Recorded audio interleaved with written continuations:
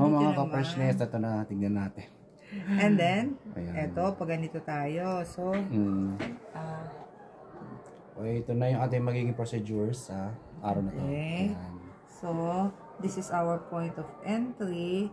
Going here naman, ang thread natin. Okay po. Then, this one, dito tayo. So, ito yung jawline. And then, hahatakin pa natin tong double chin mo. Double chin. Yes, so, ito kasi thread natin is supporting this thread. So, pag ganyan siya, creating a contour dito. And then, ito naman is lifting cheekbone. At the same time, nakakatulong siya sa nasolabial fold mo para hindi siya deep. Deep, okay. Yun nga po. And it's very tight because it's molding card. Okay. So, ayun Dok, ano yun? Well, just asymmetric, pantay na ba siya? Yes, of course. Kung titignan. Kasi ito, hatak dyan. And then, hatak dito. Hatak. Yes. So, mas magiging siya, parang V-shape na siya. Yes. It's very V. It's very V na yes. siya. Sharper na tignan. Yes, okay. And then, mas magiging yung chin mo, mas projected siya. Okay. Mas nabibigyan natin siya ng projection. Wala, hindi ka mara-round or ma-square dito sa part na to. It's all lifted. Dok, sa mga bashers ko dyan, sabi nila, magpainom ka naman. Ako sabi ko, nagpahay ko na ako. Ano ba masasuggest mo sa ilong ko, Dok? Malagyan ba ng Misco thread? Pwede naman. Filler also can do. Kasi yung nose mo naman is not a flat na nose. So, thread or haiku, either one, okay naman siya. Oo. Okay. Kasi ang filler naman, basta maganda yung placement, you can have the bridge, you can have this also, parang magkakaroon ka din ng ng tip. Oo, at maiitawar din natin with filler. Tawag niyo Misco thread.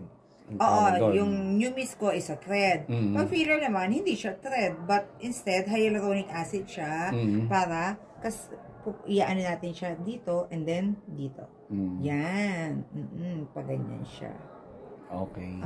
So, yung fillers dito sa lalagay. Yes. And also yung tip mo. Yung tip. Para may tip ka, para kang may maaanon tip dito. Pag nag-inject ka ba ng filler, Dok, dito mo ba tutusukin o dito? Dito ako.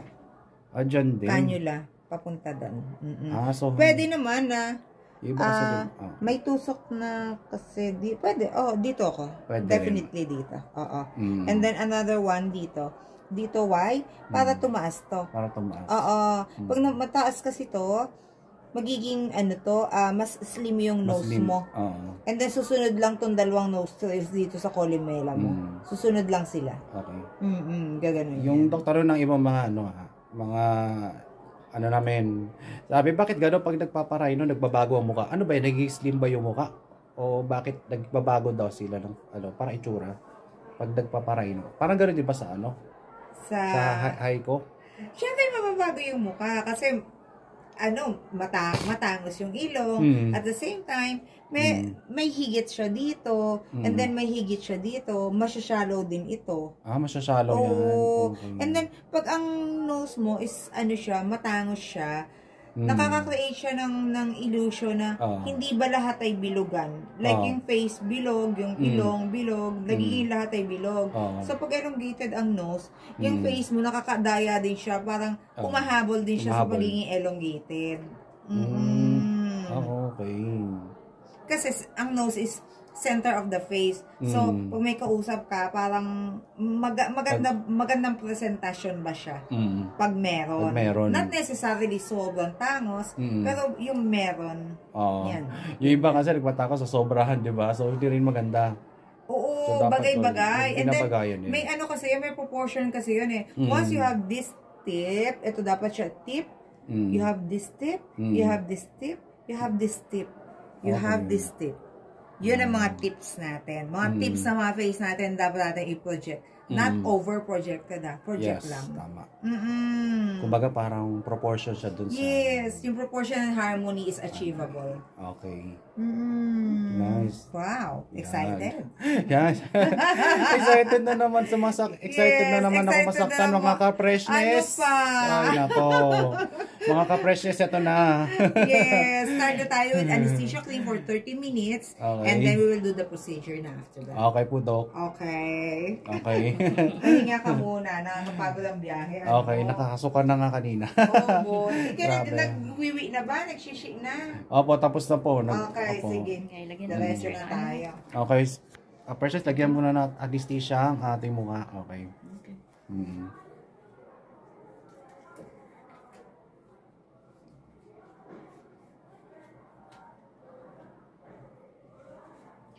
Full naman yan. Okay.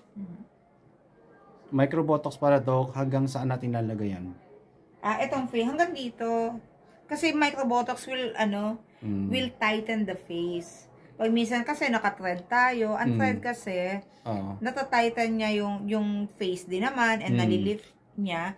But ang thread ay malalim. Mas malalim. So sometimes yung superficial layer natin nakakalimutan natin. Nagiging loose siya. Opo. So kung minsan tatanungin natin, naka-lift naman ako, bakit ang loose pa ng skin? May ganun. That is because hindi tayo nag-work dun sa outer layer ng skin.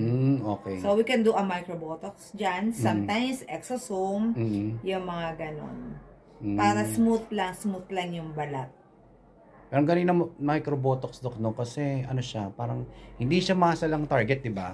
Oo, so, mas parang, siya, intradermal ang tawag namin. Oo. Not necessarily, hindi yung para i-freeze ang muscle, but sa skin natin, yung skin ang goal natin. Actually, not to paralyze any muscles. Na hindi maano yung mga facial expressions. Oh, no. Hindi siya affected. So, yun, Doc, yun yung concern ko, yung sa may bandang under eye, may medyo so, yun din yung dadaanan. Yeah, oo. Daanan natin. Ito, Doc, inaano pa ba to? Para sa taas ng labi? Correct, oo. Ayan, para sa lip lines. Okay. Para all smooth, all firm, all tight. All tight, ayan. Para no more oiliness. Yeah, oo.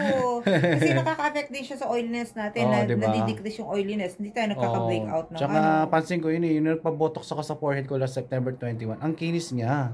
Tapos bihira magkatigyawat dito. Diba? Ang ganda niya. Kasi, yung yung glands mo na nagka-create ng mga ng sebum sa atin, hindi siya nagiging very active because of the microbotox. So hindi ka nag-produce ng mga oil mo sa face na later on nagiging pimple or blackheads. So maganda rin yung yun. Maganda rin na advantage for microbotox. Parang na rin siya para na rin siyang gamot sa pimples. Parang gano'n sa akin. Parang maintenance. Yes, so and then maano natin mape-prevent natin yung mga breakouts. Oo. Para hindi na ulit magka-scars, di ba? Correct. Yung mga open pores, ayun. So ganun siya mga ka-freshness. Kaya yung plastic na para mas mag-numb siya. Okay. So yung microbotox rin siya, nakaka-reduce siya ng mga wrinkles, Doc. Yes, of course. So, yung how long, how long din siya tumatagal? 6 months din ba? Yes. 4 to 6 months. 4 to 6 months din. Okay. Sa assessment ko sa'yo kasi yung skin mo naman, normal skin type siya. Meron kasing skin na very oily, ganun. Siyempre, nagsa-second session sila. Ito, Doc, technically, microbotox ba yung eyelid kung gusto mo mag-lift? No need, actually. So, hindi siya tinatamaan. Okay. Yung hanggang dito, tinatamaan din sa kilay. Mga ganun. Dito. Yan, dito. Buong forehead, ito, face, ito, lalo na to. Natatighten din to ng microbotox. Tapos jawline, no? Yes. Tatamaan niya rin yan. Ayun, ang ganda. Yung iba nilalagay nila sa ilong din pwede rin, no? Yes, oo. Ang ilong natin, ang oily-oily, lagyan niya ng microbotox. Kailangan talaga siya lagyan. Ayan. Tapos ang ganda nun, parang magiging na agad siya. Glass skin. Na siya. Then, alaga ka lang lagi, sunblock. Sunblock talaga lagi. Ayun nga. Kasi sun is very damaging Yes, kaya damage collagen. So, ayan, babad na anesthesia for 30 minutes, mga ka-freshness. Yes, so, para comfortable ka throughout the procedure. Before start the procedure, okay. Ayan, babad muna tayo para di masakit. Yes.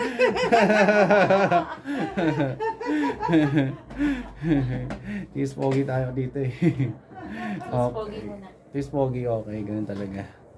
Okay, shout out muna natin yung mga ating mga katrabaho dito. So, wait lang, kunin ko listahan ko. Okay, mga ka-freshness, habang tayo nagbababad ng anesthesia ay shout out pala sa aming assistant director na si Ma'am Iya. Napinayagan niya akong mag-lip tattoo dahil vain ako, kaso ban nga lang ako sa PD dahil babaero daw ako, ganun. At shout out sa aming OM na si Sir Ringo na dapat raw naging VIP host na lang ako, kaso mas pinili ko maging dealer na lang. At shout out sa aking trainers na si Ma'am Alda, Ma'am Pam at Ma'am Percy. Ayun. At shout out muna pala sa maganda kong mentor na si Ma'am Beno. Sana bigyan niya akong mataas na score sa appraisal. Perfect attendance tayo niyan, ha. Avatar lang, kailangan konti, may iwasan. Ayun. At shout out din sa maganda kong PM na si Ma'am Rhea Mong na tinatawag akong stunner. At kay Ma'am Rhea Risa na hindi niya alam na crush ko siya. Oh, Charis. At shout out din kila Ma'am Anding, Ma'am Claudette, Ma'am Cherry Bell, Ma'am Roma, Ma'am Annabelle at Ma'am Cheryl na nagsabi sa akin na lahat ng pinagawa ko bagay sa akin. Thank you Ma'am Cheryl for that. Ma'am Rosalie Damgo, syempre, ang laging nagtatanong sa akin kung ano na bang mga pinagawa ko. Ayun. At sa lahat ng mga PM. At shout out din sa bisor ko, syempre si Sir Noel Nato, ang nag-invite sa akin sa tambayan para maipakita ko ang mga skincare tips at vlogs ko dito sa Freshness TV.